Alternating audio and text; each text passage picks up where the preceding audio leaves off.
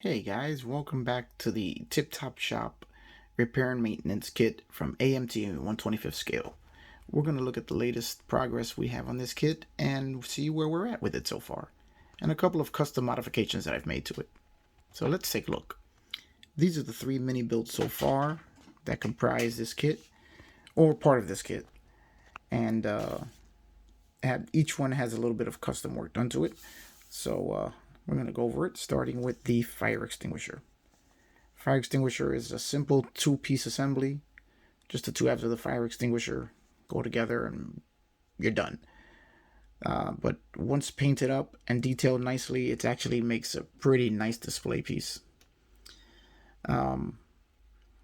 It's painted in Tamiya bright red using Revell Aqua Paints silver for the handle, a silver paint marker for the chrome trim around the body, and Tamiya semi-gloss black for the nozzle.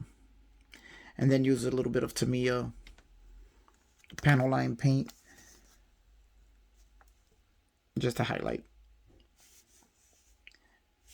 The red portion is also clear coated in Tamiya clear. No, that's actually using Tester's Wet Look Clear.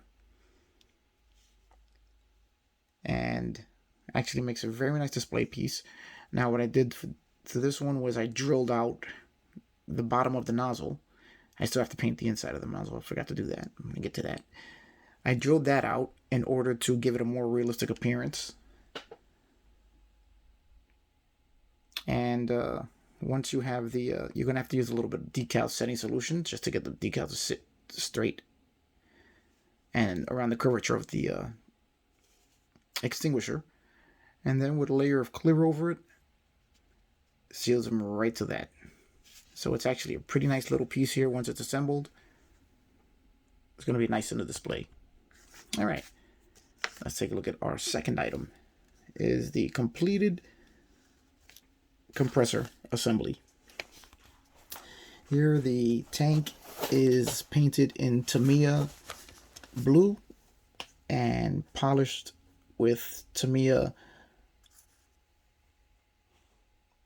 fine compound and Tamiya finishing compound. After it was wet sanded using 4 to 12 grit to 12,000 grit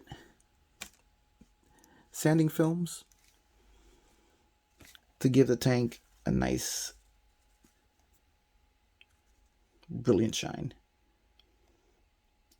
Now, then I decided I was going to add a little more custom work to the tank. So what I did was I added the air line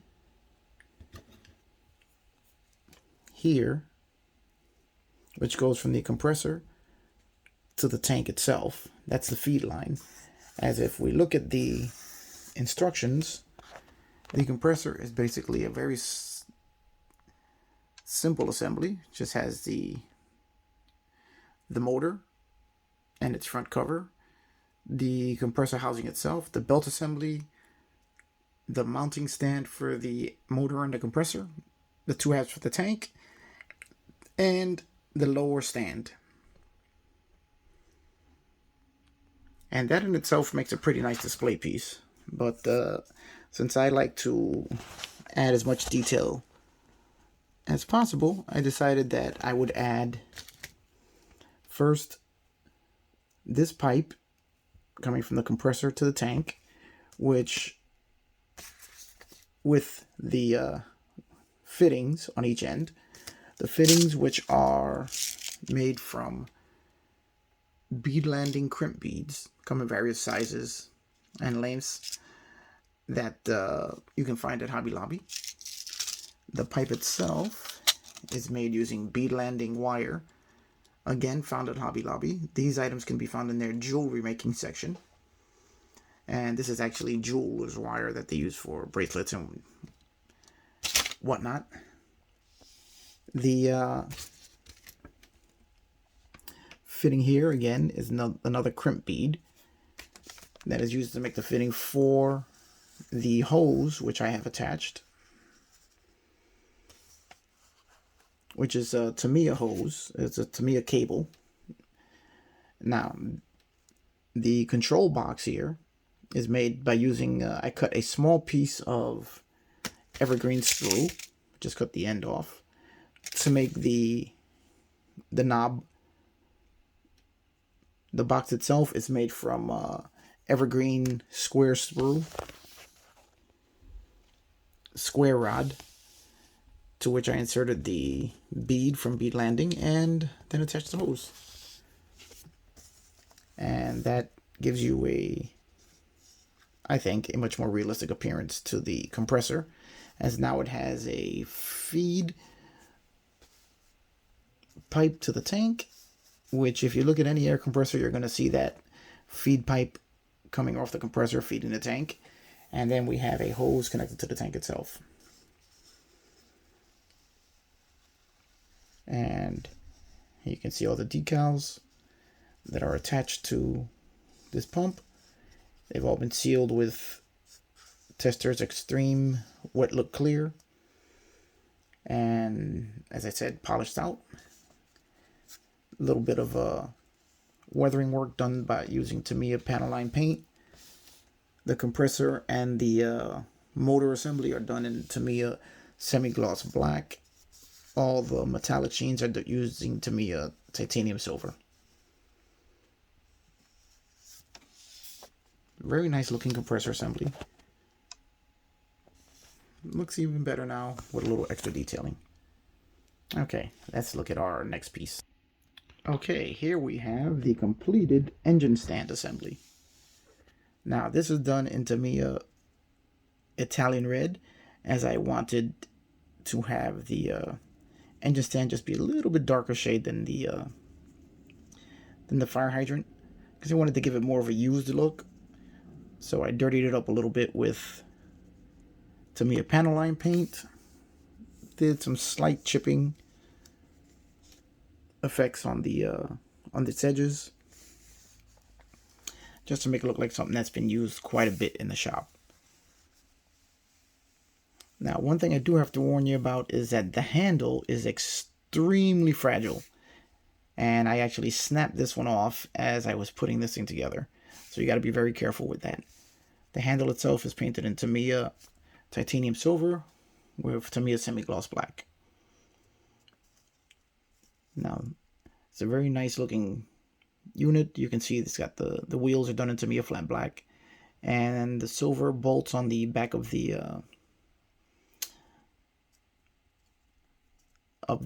engine stand here, and on the wheels are all done with gel pen, silver gel pen. Now, one of the custom touches I did to this is I installed a magnet, which you can just barely make out between the engine and the stand, as this engine comes from a MPC Pontiac Fiero model, and I built it just to build. I don't even know why I really built it, to tell you the truth. I just did because it was something to do. And it was laying around, so I figured if I have this pretty nice engine stand, why not put an engine on it? Now, the issue was that how was I going to attach the engine to the stand and not make it permanent, so that if I want to change the display, I can include other engines in it. So let me show you what I did. Okay, what I have here, if you look at the center of the stand there, is a small magnet. You can find these at Hobby Lobby. They sell them by the pack. I think you get like 15 to a pack. Small enough that it doesn't stand out too much, especially when the engine's on it. And I just CA glued that to the stand itself. Then what I did was I took this motor apart. I drilled out the back of the block, reamed that out, and then made it big enough to hold the other magnet, and then sealed it all back up, painted it black so it doesn't stand out too much, and that gave us our second attachment point. Now, installing the engine to the stand is as easy as that. Now, you just have to make sure that when you attach the magnets that you do it in the correct polarity, because if you're not, instead of attracting themselves to each other, they'll be pushing away from each other. So now I have the engine secure to the stand, and if I ever want to change it to another engine, it is as simple as just pulling it right off the stand and installing the other engine. If only the real ones were that easy. Not a lot of detail work done to this engine, as it really wasn't anything I was going to put too much effort in, because I didn't really think I was going to do anything much more than just put it together and then just forget about it. But now I have a use for it, so I may be touching this engine up a bit. But that's where we're at so far with the Tip Top Shop build. What do you guys think? How do you like my little custom touches? Let me know in the comments. And as usual, give a like and a subscribe if you haven't already. And we'll be back with the next few builds, because there's still quite a bit to do on this one. All right, and I'll see you then.